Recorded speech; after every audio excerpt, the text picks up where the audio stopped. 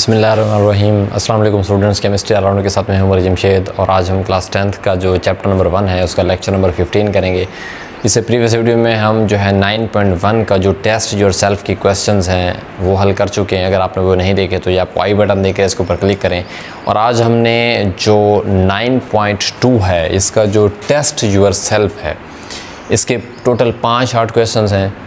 Students, इसमें से कुछ क्वेश्चंस ऐसे हैं जो सिंपल डेफिनेशन है और मैं प्रीवियस जितने भी जो चैप्टर था उसके टॉपिक्स में मैं अच्छे से समझा चुका हूँ, लेकिन फिर भी आपकी आसानी के लिए मैं यहाँ पर सरसरी सा लिख दूँगा। कुछ क्वेश्चन जो समझाने वाले होंगे मैं जहाँ समझा दूँगा, वरना आपको उसका जो है रेफरेंस बता दूँगा।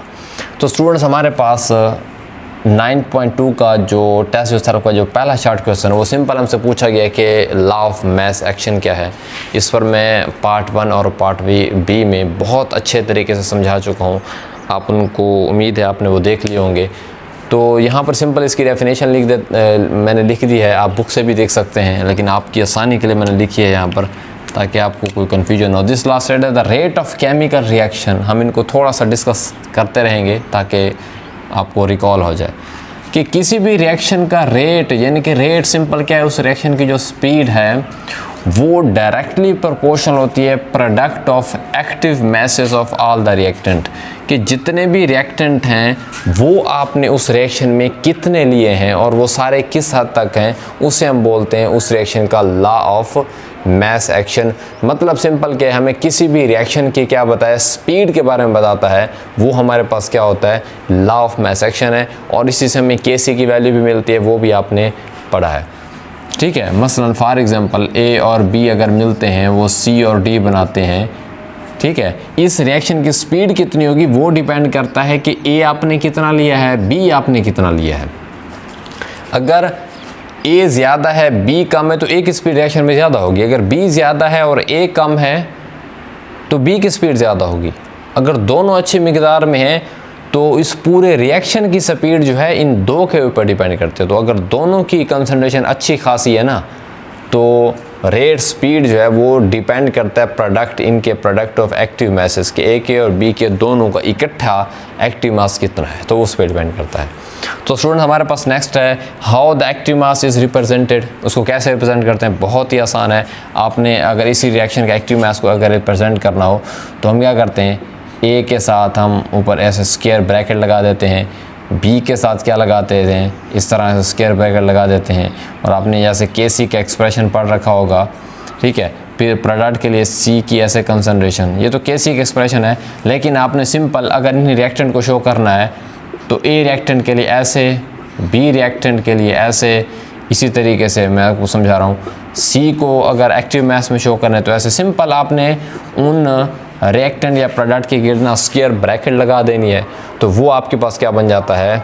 अच्छा सुनो, आपने क्या करना है, इनको सिंपल ना जो रिएक्टेंट होते हैं या जो भी प्रोडक्ट है आप चाहते हो कि आप उन्हें ना एक्टिव मास में ज़हर करना चाहते हो, तो सिंपल ये करना है कि उनकी कंसंट्रेशन को आप ना स्क्वायर ब्रैकेट के अंदर अगर आप क्लोज कर देते हो तो वही रिएक्टेंट किस में कन्वर्ट हो जाता है, मैस से किस में, एक्टिव मास में कन्वर्ट हो जाता है। तो ये आपके पास क्या है, स्क्वायर ब्रैकेट सिंपल लगा दें तो ये ए की एक्टिव मास है, ये बी का एक्टिव मास है, ये सी का एक्टिव मास है, ये डी का एक्टिव मास है। लेकिन एक पॉइंट छोटा सा मैं ऐड करना चाहूँगा, एक्टिव मास का एक दूसरा नाम भी हम यूज़ करते हैं, तो कंफ्यूज नहीं होना कि ये कोई और चीज़ है। एक्टिव मास भी वही चीज़ है, या उसके लिए हम एक वर्ड यूज़ करते हैं मोलर कंसंट्रेशन। क्या यूज़ करते हैं स्टूडेंट्स, आपने 9th में मोल के मुतालिक पढ़ा होगा, वो जो कंसंट्रेशन जो किसी भी मोल में ली गई हो। तो एक्टिव मास एक ही बात है, मोलर कंसंट्रेशन भी क्या है, एक ही बात है, दोनों एक ही नाम है। तो अगर आपसे कहा जाए कि मोलर कंसंट्रेशन को कैसे रिप्रेजेंट करते हैं, तो भी आपने इसी तरीके से ही करना है, क्योंकि एक्टिव मास और मोलर कंसंट्रेशन एक ही बात होती है।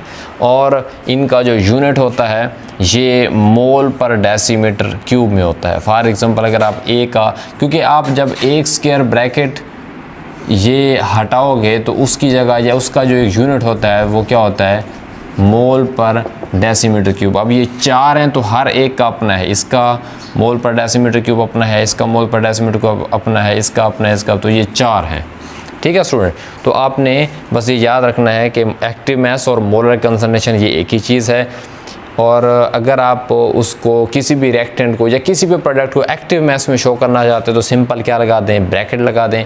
और अगर आप उस ब्रैकेट को हटा दें, यूनिट में शो करना चाहते हैं तो एक ब्रैकेट जो स्क्वायर ब्रैकेट होती है वो 1 मोल पर डेसीमीटर क्यूब के क्या होती है, बराबर होती है। तो ये 4 हैं तो हर एक का अपना अपना क्या होगा, मोल पर डेसीमीटर क्यूब, अगर ये स्क्वायर ब्रैकेट आप हटा देते हैं तो। अच्छा, तो सुनो भाई, इसका हम क्वेश्चन नंबर 3 कर लेते हैं। वो ये है कि सिंपल सा क्वेश्चन है, इसकी डेफिनेशन है कि what do you mean by equilibrium constant. ठीक है, कि जो इक्विलिब्रियम कांस्टेंट केसी है, जिसका सिंबल कौन सा होता है, केसी होता है, ये क्या होता है स्टूडेंट्स? ये डेफिनेशन एक सिंपल सी मैंने बताई है और ये वाली डेफिनेशन आपकी बुक में दी गई है। तो हम दोनों को थोड़ा सा समझ लेते हैं कि ये केसी क्या है, क्योंकि ऑलरेडी मैं बता चुका हूँ, लेकिन हम यहाँ जस्ट जो है सिंपल इसको देखेंगे, उसको समझेंगे कि ये है क्या। कि ये सिंपल है, क्या होता है स्टूडेंट्स, एक रेशो होती है, केसी एक रेशो है किसके दरमियान, कंसंट्रेशन ऑफ प्रोडक्ट्स और कंसंट्रेशन ऑफ रिएक्टेंट्स के दरमियान एक रेशो है। इसी रेशो को हम क्या बोल देते हैं, इक्विलिब्रियम कांस्टेंट। और ये रेशो कब होती है, रेशो हर वक्त नहीं, तब जब रिएक्शन कहाँ पर हो, इक्विलिब्रियम के ऊपर हो, यानी कि जब आपके पास रेट ऑफ फॉरवर्ड और रेट ऑफ रिवर्स बराबर हो जाता है, तब जब जितने रिएक्टेंट होंगे, आपको पता है वो फिक्स हो जाते हैं, प्रोडक्ट भी क्या होते हैं, फिक्स हो जाते हैं।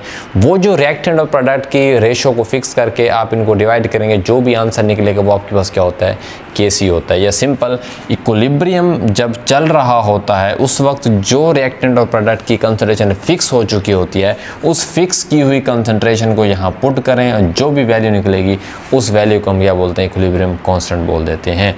तो इक्विलिब्रियम के वक्त जो रिएक्टेंट मौजूद हैं, जो प्रोडक्ट मौजूद हैं, उनको तकसीम करें सिंपल रेशो में इस तरीके से, प्रोडक्ट और कौन सा है, रिएक्टेंट्स, तो जो आंसर निकलेगा वो हमारे पास इक्विलिब्रियम कांस्टेंट होगा। तो एक सिंपल डेफिनेशन ये है, आसान सी बात है। और फार्मूला क्या है, प्रोडक्ट की कंसंट्रेशन बाई कौन सा है, रिएक्टेंट की कंसंट्रेशन। एक और तरीके से हम पढ़ लेते हैं कि, या फिर आप इसकी डेफिनेशन के रेशो है, ये वाला प्रोडक्ट जो है, ये मैं क्रॉस लगा रहा हूँ, ये मल्टीप्लाई करी है, कि it is the ratio of product of active message of product.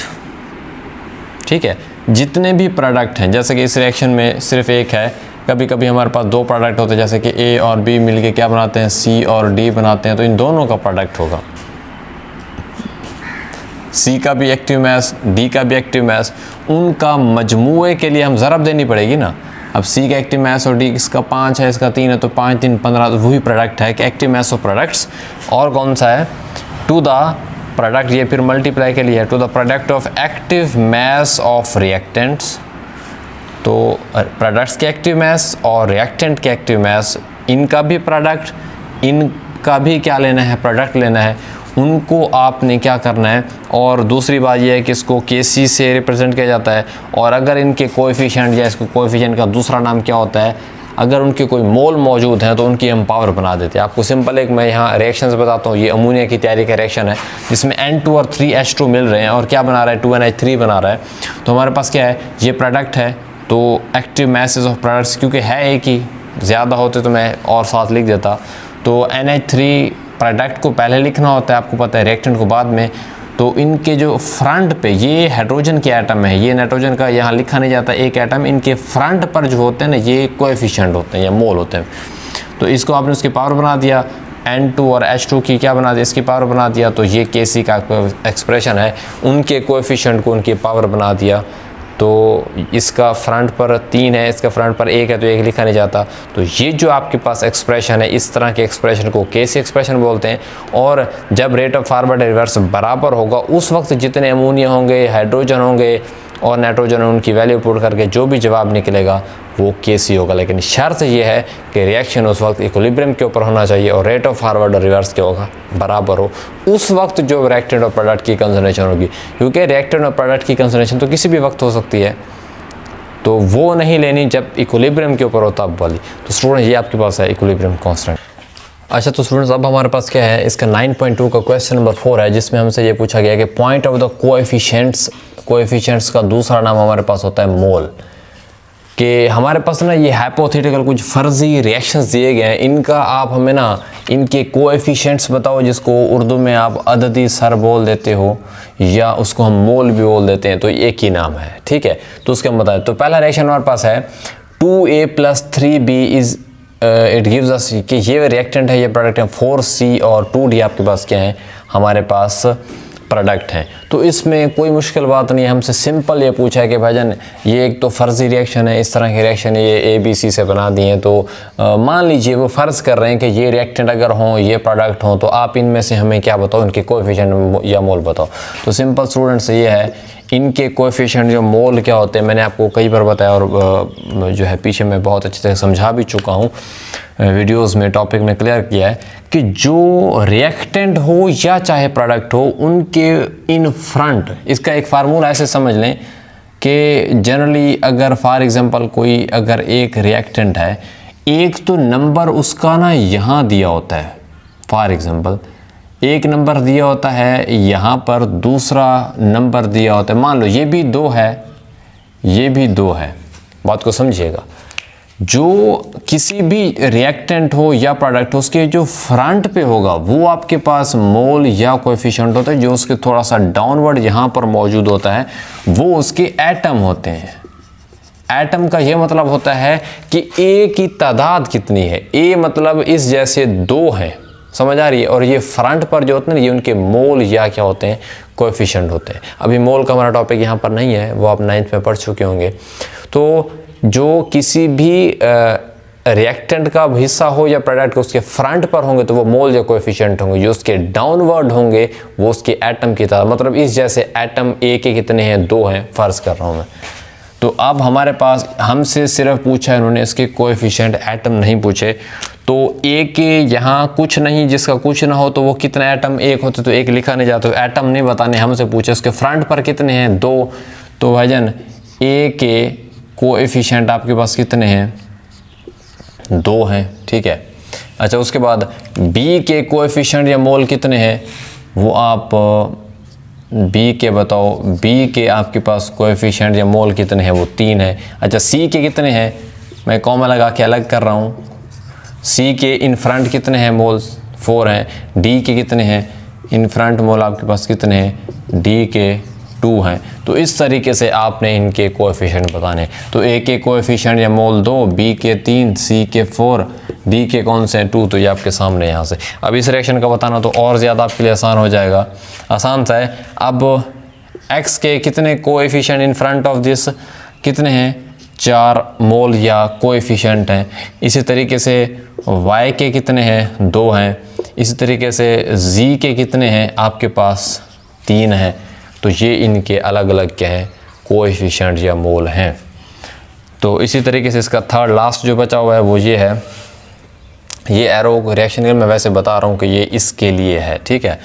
तो आपने सिंपल ऐसे बताना है, यहीं देख कर बता सकते हैं कि M के 2 कोएफिशिएंट या मोल हैं, N के 4 हैं, O के कितने हैं, ये 0 नहीं है, O है।